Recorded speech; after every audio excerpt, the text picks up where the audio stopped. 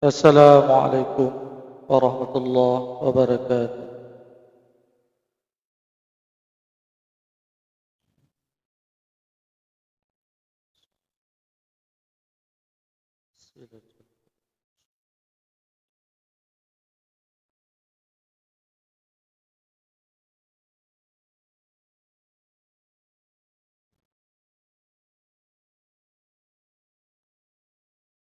Alhamdulillahi rabbil alamin.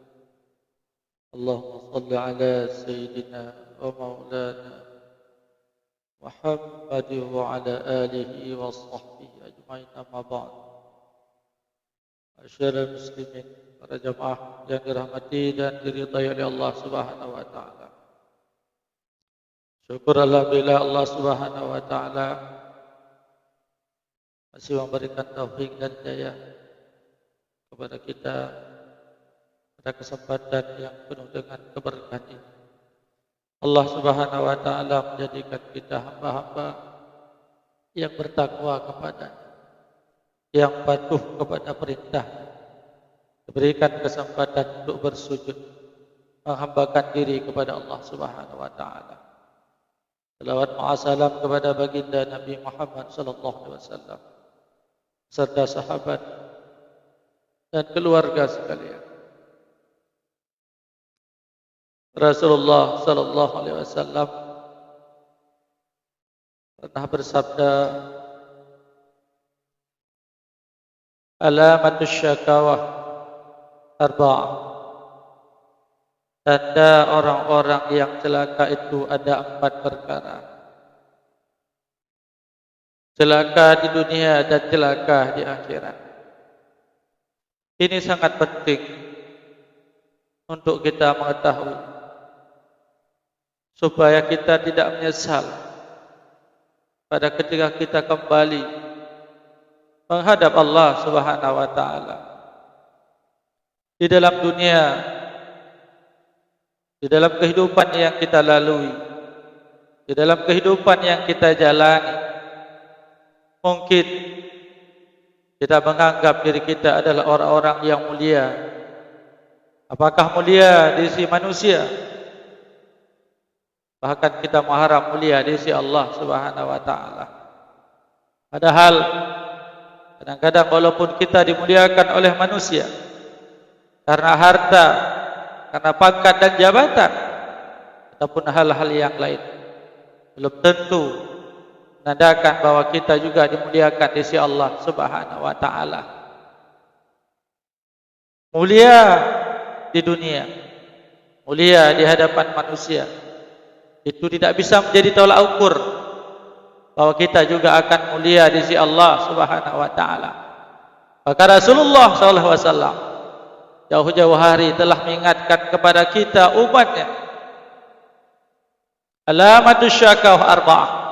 Tanda orang-orang yang celaka ada 4 perkara.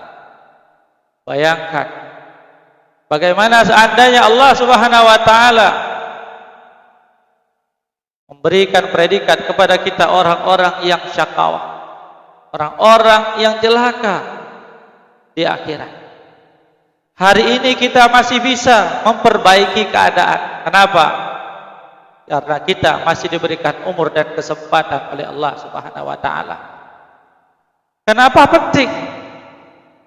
Supaya kita tidak salah dalam menilai kedudukan kita di sisi Allah Subhanahu wa taala di alam akhirat.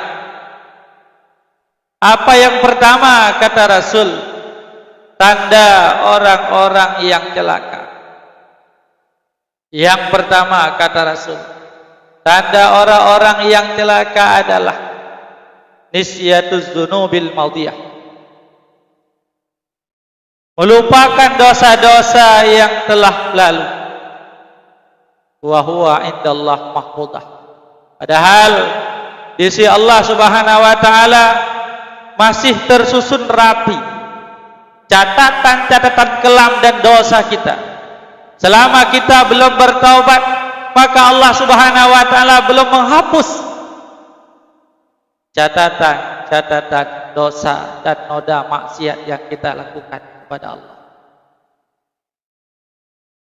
Hari ini kita sudah sholat, tidak pernah meninggalkan sholat 5 waktu, bahkan di masjid di awal waktu.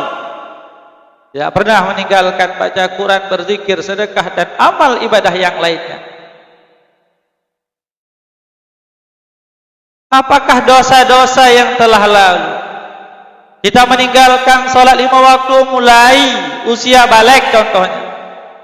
Apakah hari ini, pada ketika sadar kita ingin kembali kepada Allah, sudahkah kita mengganti sholat subuh 10 tahun yang telah lalu, sholat zuhur, sholat Jumat 20 tahun yang telah lalu, yang kita nggak pernah hadir kemari?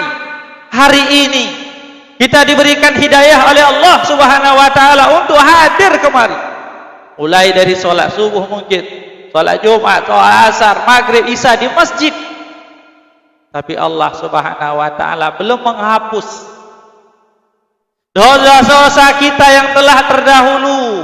Sholat subuh kita yang lalu yang pernah kita tinggalkan, selama kita belum mengqadha, selama kita belum mengganti. Ma'asyiral muslimin, para jamaah yang dirahmati oleh Allah Subhanahu wa ta'ala, maka selama sembahyang subuh itu belum kita qadha, sembahyang zuhur, asar, dan sholat-sholat wajib yang lainnya belum kita ganti, maka ingatlah, selama itu pula lah dosa-dosa dan noda maksiat kita masih tersusun rapi di sisi Allah Subhanahu wa ta'ala. Kalau hari ini kita sholat gak pernah meninggalkan sholat lagi, masih itu tanda-tanda orang yang celaka, selama kita belum mengganti sholat-sholat kita yang dahulu yang pernah kita tinggalkan. Jangan katakan tidak wajib, jangan katakan gak perlu. Kenapa? Karena Rasulullah SAW pada suatu ketika tertinggal sholat subuh karena terlalu capek pulang dari perang, kemudian istirahat di satu lembah. Kemudian penjaga yang disiapkan oleh baginda Rasul tertidur, maka lewatlah sholat subuh hingga terbit matahari. Maka Rasulullah mengatakan, ayo kita pindah dari lembah ini, karena di sini banyak syaitan. Kemudian Rasulullah menyuruh Bilal untuk mengazankan sholat subuh. Kemudian Rasulullah sholat subuh bersama dengan pasukan. Bagaimana kita hari ini mengatakan tidak wajib sholat subuh yang pernah kita tinggalkan, gak wajib kita ganti? Rasulullah saja mengganti sholat subuh yang Rasulullah pernah tinggalkan. Bagaimana kita bisa bertaubat kepada Allah Subhanahu wa ta'ala? Bagaimana kita mengatakan sudah kembali kepadamu ya Allah, sedangkan banyak catatan noda-noda dosa yang belum pernah kita perbaiki? Jangan pernah katakan kita sudah selamat, kita sudah selesai. Kenapa? Karena pada usia 50-60 tahun ini kita sudah dekat ke masjid. Sudah selesai apa belum? Belum. Apa yang perlu kita perbaiki? Catatan noda-noda dosa dan maksiat. Seandainya hari ini belum kita perbaiki zakat fitrah dan zakat yang lainnya, seandainya pernah wajib tapi enggak kita bayar, hari ini enggak kita qadha, enggak kita ganti, itu belum dianggap kita sebagai orang yang bertobat. Sholat begitu juga, puasa. Pernahkah kita meninggalkan puasa Ramadan yang Allah wajibkan kepada kita? Pernah. Mulai kapan? Mulai usia balik pernah kita tinggalkan. Hari ini 40 tahun, hari ini 50 tahun kita sadar, diberikan hidayah oleh Allah, wajib ganti. Apalagi yang Allah berikan kewajiban kepada kita setelah kita ganti, wajib bayar fidyah puasa. Kenapa wajib bayar fidyah puasa? Karena sudah terlambat. Diberikan waktu 1 tahun, tapi ini sudah puluhan tahun. Puasa wajib diganti, fidyah keterlambatan mengqadha juga hukumnya wajib. Selama itu belum kita tunaikan, belum dianggap kita orang yang taubat, belum dianggap Kita orang-orang yang saadah, yang akan selamat di akhirat. Ingatlah, kalau sholat belum selesai kita qadha, puasa belum selesai kita qadha, fidyah nggak mau kita bayar. Hari ini kita duduk di sini dengan merasa bangga dan bahagia, membandingkan dengan orang-orang di luar sana yang belum mendapatkan hidayah daripada Allah. Ingatlah, kita tidak jauh beda dengan orang yang di luar sana. Kita adalah orang-orang yang takabur, yang menganggap diri kita lebih baik daripada orang lain. Padahal Rasul mengingatkan kepada kita, kita termasuk orang-orang yang celaka. Kenapa? Karena melupakan dosa-dosa yang telah terdahulu, padahal catatan di sisi Allah belum dihapus oleh Allah. Ma'asyiral muslimin, semoga kita yang hadir di sini, mari kita mengganti apa saja yang pernah kita tinggalkan, kalau itu adalah sebuah kewajiban. Apakah itu sholat? Mari kita datang sholat maghrib, kemudian ada waktu kita ganti. Sholat Jumat kita datang dari jam 12, ada kesempatan, ada waktu, mari kita sholat. Sholat apa? Sholat subuh, duhur, asar, maghrib dan isya. Sholat apa saja yang pernah Allah wajibkan kemudian kita tinggalkan. Jangan pernah merasa sudah selesai. Hari ini kita duduk di sini, tapi banyak dosa-dosa kita yang masih tercatat, yang belum dihapus oleh Allah Subhanahu wa taala sebelum kita mengganti. Itu yang pertama, ciri-ciri orang yang celaka. Apa yang kedua kata Rasul? Yang kedua kata Rasul adalah zikrul hasanatil madiyah. Yang kedua apa? Yang kedua adalah selalu mengingat-ingat kebaikan yang pernah kita lakukan. Padahal kita belum tahu kebaikan itu diterima atau ditolak oleh Allah. Tadi ada sholat subuh hari Jumat berjamaah, banyak pahala, sangat banyak. Kita ingat, saya sudah 20 kali sholat subuh berjamaah, udah 40 hari sholat subuh berjamaah, gak pernah tinggal takbiratul ihram dengan imam. Berzikir sampai keluar matahari, kita sambung dengan sholat duha. Selalu kita ingat. Padahal kebaikan yang kita lakukan itu belum tentu diterima oleh Allah Subhanahu wa taala. Kita enggak tahu apakah kebaikan kita itu diterima atau ditolak. Tapi kita selalu menganggap itu sebuah kebaikan. Kita merasa senang dan bahagia. Kenapa? Karena kita sudah lama untuk sholat 5 waktu di masjid. Apakah diterima atau tidak kita enggak perlu tahu. Padahal kebaikan yang pernah kita lakukan itu anggaplah seperti tidak pernah kita lakukan. Yang harus kita sembunyikan. Sama seperti maksiat, seandainya ada orang yang tahu kita merasa malu. Begitulah kebaikan yang pernah kita lakukan. Gak usah diingat-ingat. Tahun ini ada kurban, tahun kemarin ada kurban, tahun ini gak kurban. Kenapa? Udah tahun kemarin. Tahun ini ada sedekah, tahun kemarin gak ada sedekah. Semua diingat kebaikan yang pernah kita lakukan. Padahal semua itu belum tentu diterima ataupun ditolak. Kita nggak tahu. Yang lebih parah lagi, kita cerita-cerita sama orang, pernah menolong orang lain, untung ada saya, dulu sama saya, sekarang udah senang. Itu lebih berbahaya lagi. Itu kan sering. Pada ketika ada orang yang sudah berhasil, apa yang sering terucap di mulut kita?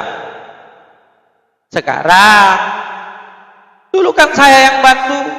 Kalaupun itu adalah benar, itu adalah kebaikan yang Allah Subhanahu wa taala tidak akan luput memberikan pahala kepada kita.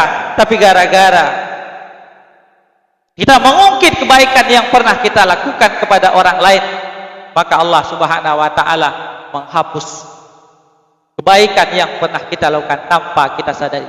Walaupun kita masih mengingat, 7 kali kita ulang-ulang dihapus oleh Allah, kita masih ingat. 10 tahun yang akan datang udah nggak ada lagi pahala, kita masih ingat. Gak pahala nggak ada lagi, tapi masih ingat. Kenapa? Karena berulang-ulang kita mengatakan bahwa kita pernah membantu orang lain. Kita sedang tidak berbicara orang lain, kita sedang berbicara diri kita sendiri. Ada nggak yang pertama? Kita melupakan dosa yang telah lalu. Ada, celaka. Ada nggak kita sering mengingat-ingat kebaikan? Ada, celaka. Jadi kita sedang membicarakan siapa? Kita sedang membicarakan diri kita sendiri. Kita bukan membicarakan orang lain. Artinya, diri kita hari ini sedang tidak baik-baik saja. Walaupun kita berada di sini, walaupun 5 waktu kita sholat di sini, seandainya ada 2 ciri-ciri ini, maka kita sedang tidak baik-baik saja.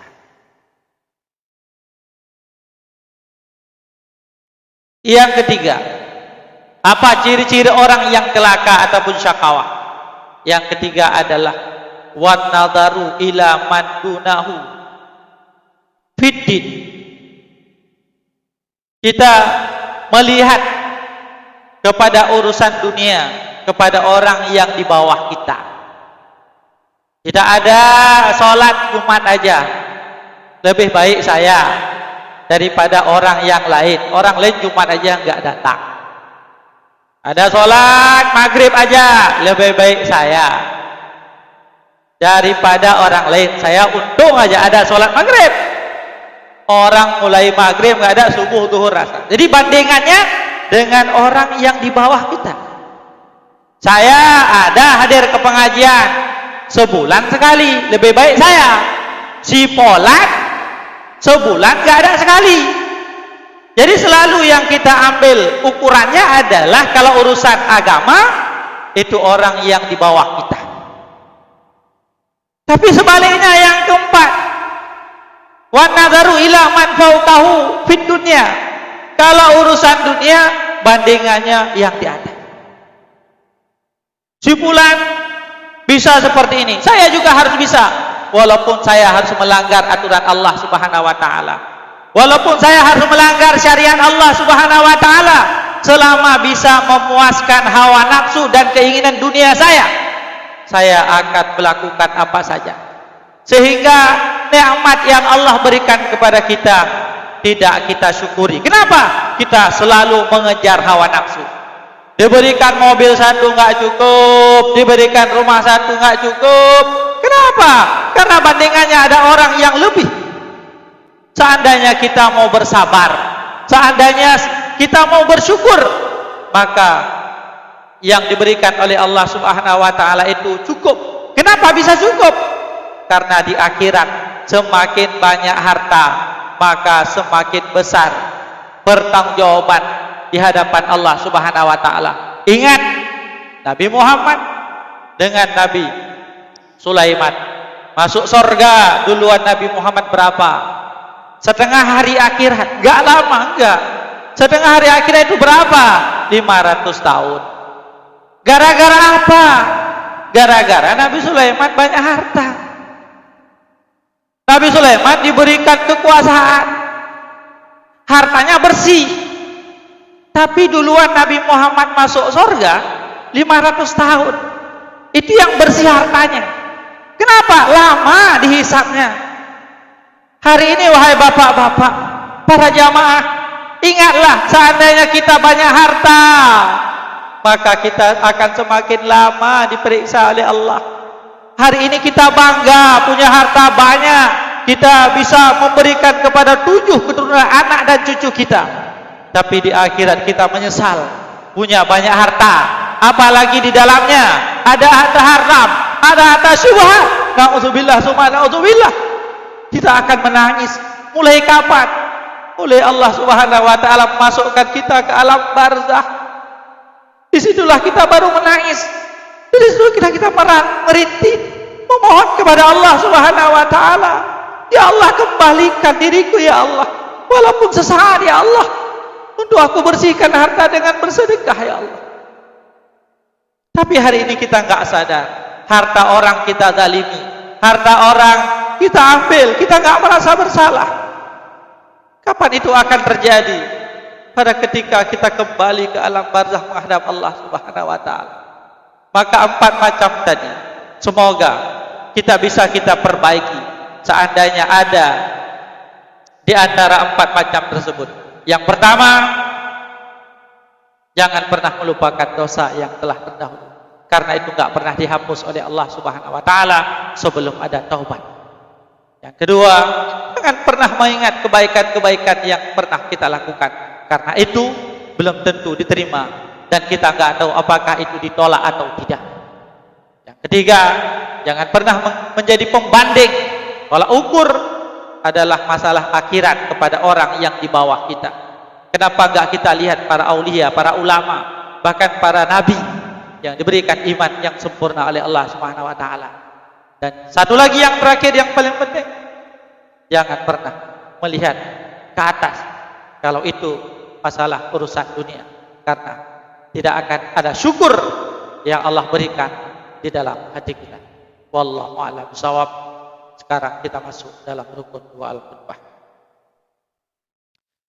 Alhamdulillahi rabbil alamin. Allahumma salli ala sayyidina Muhammadin wa ala alihi wa sahbihi ajma'in. Ya ayyuhalladzina amanu tubu ila Allahi taubatan nasuha. Bismillahirrahmanirrahim. Qul huwallahu ahad, Allahus samad, lam yalid wa lam yulad wa lam yakul lahu kufuwan ahad. Barakallah wa ya fawzal mustaghfirin wa ya najatat taibin. Bismillahirrahmanirrahim.